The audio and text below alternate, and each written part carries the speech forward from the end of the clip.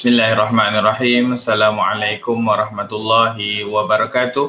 Alhamdulillahirabbil alamin wassalatu wassalamu ala asyrafil anbiya'i wal mursalin sayyidina Muhammadin wa ala alihi wa sahbihi ajma'in. So video kali ini Abi akan ajar anak-anak Abi yang dirahmati Allah Subhanahu wa taala bagaimana untuk membuat pendahuluan, membuat kesimpulan dan juga membuat bibliografi pada tugasan ataupun assignment yang telah ditetapkan. Jadi anak-anak yang dirahmati Allah Subhanahu wa taala, insya-Allah kita akan pergi kepada ini cak kesimpulan. Okey, insya-Allah kita akan pergi kepada pendahuluan.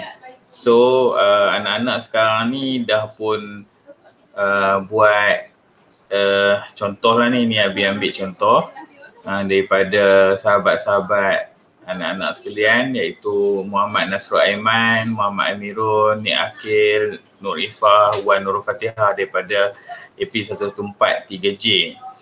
Kita telah pun buat tugasan seperti inilah.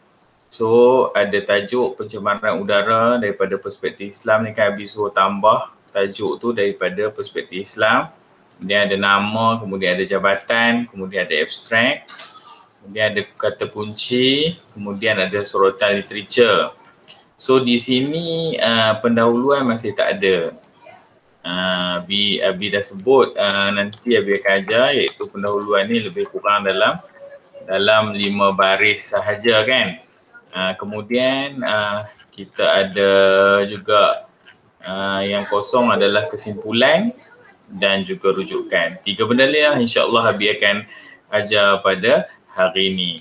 So ini contoh tugasan yang baik yang dilakukan oleh pelajar Abi ni. Alhamdulillah, moga-moga Allah Subhanahu Wa Taala berkatilah kalian. Jadi saja je Abi pilih ni untuk bagi bagi contoh kepada rakan-rakan yang lain. Okey, baik. Kita pergi kepada pendahuluan. Kita nak tulis apa kat pendahuluan ni?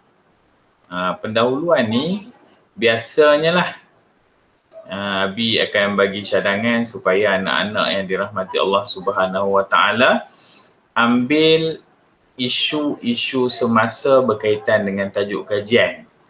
Ambil isu-isu terkini berkaitan dengan tajuk kajian. Ambil dekat mana? Boleh ambil pada akhbar dan buat huraian. Jika ada statistik, boleh disertakan statistik dalam bentuk karangan. Contohnya anak-anak Abi yang dirahmati Allah Subhanahu Wa Taala, kalau CTU 101 buat tentang masalah sosial. Ini contohnya salah satu masalah statistik daripada kes sumbang mahram.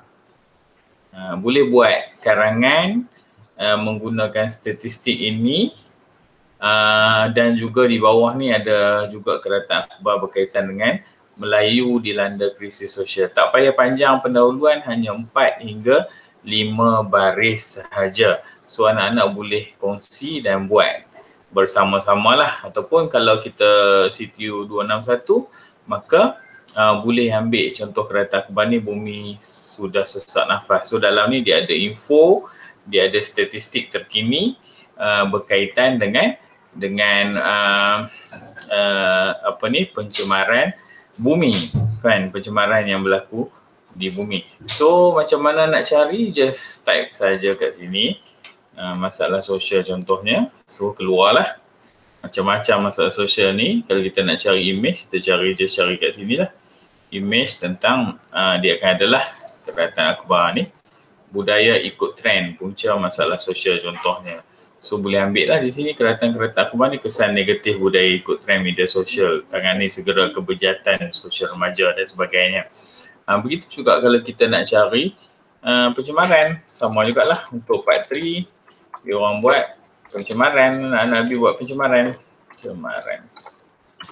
So sama jugalah cari image, dan adalah di situ keratan-keratan akhbar berkaitan dengan pencemaran ada di sini. So jadi boleh ambil lah ataupun boleh orang kata apa, boleh cari akhbar online dan bincangkan isu tu, buat karangan hanyalah dalam lebih kurang 4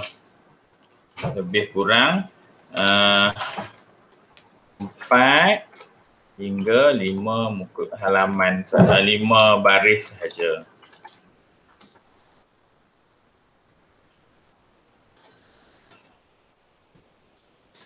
Itu untuk pendahuluan, kemudian kesimpulan. So daripada assignment ni, kat mana kesimpulan? Kat sini. Kat bawah ni ada kesimpulan, nampak juga 5 baris sahaja. Saya Abi minta supaya anak-anak Abi yang dirahmati Allah ni buat kesimpulan. Apa kesimpulan yang kita dapat buat? Apakah implikasi buruk yang akan menimpa masyarakat jika kita tidak selesaikan isu-isu yang dibangkitkan. Kemudian nyatakan harapan moga-moga kajian ini orang kata apa, dapat memberi beberapa cadangan yang baik untuk penyelesaian terhadap isu-isu semasa yang telah dibangkitkan. Kemudian cadangan penyelesaian ni ambil semula dalam abstrak ni. Ambil semula je cadangan ni. Kan Abi dah sebut suruh ni kan. Ni ada cadangan ni menguraikan 4 faktor ni kan. Langkah penyelesaian ni ni nampak, ambil je balik langkah-langkah penyelesaian tu. Jadi buat sebagai kesimpulan. So untuk rujukan mudah saja. Abi cuma ajar macam mana nak buat rujukan. Rujukan ni bibliografi lah, samalah rujukan. So ikut je apa yang Abi paparkan ni. Ini nama pengarang, ini tahun, ini tajuk jurnal tu, tajuk artikel jurnal tu. Ini adalah jurnal, tajuk jurnal. Ini koma, ini adalah jilid, ini adalah keluaran dia berapa, ini adalah halaman. Ikut je dan susun balik jurnal, ikut ikut abjad ataupun sort. Sortkan ni ikut abjad. Sama juga yang bawah ni, ini nama pengarang, ini tahun terbit, ini tajuk jurnal, ini nama jurnal, ini jilid berapa, ni keluaran berapa, ini muka surat halaman. So biharap untuk minggu ini dapat selesaikan semua yang telah Abi tetapkan lah. Contohnya ni Abi bagi contoh. Sila letakkan jurnal yang berhalaman 175 hingga 189 di bawah dalam rujukan anda. So ini nama jurnal, ini bilangan jurnal, ini jilid, ini bilangan, ini tahun, ini tajuk, ni pengarang dia, ni pun pengarang dia. Kemudian macam mana nak buat? Ni tengok.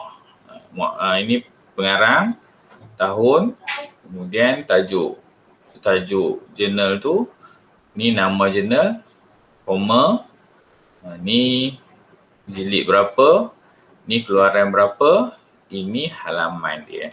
Wallahu a'lam bisawab. So mudah-mudahan anak-anak dapat memahami bagaimana nak buat rujukan, bagaimana nak buat pendahuluan, kesimpulan dan juga rujukan. Assalamualaikum warahmatullahi wabarakatuh.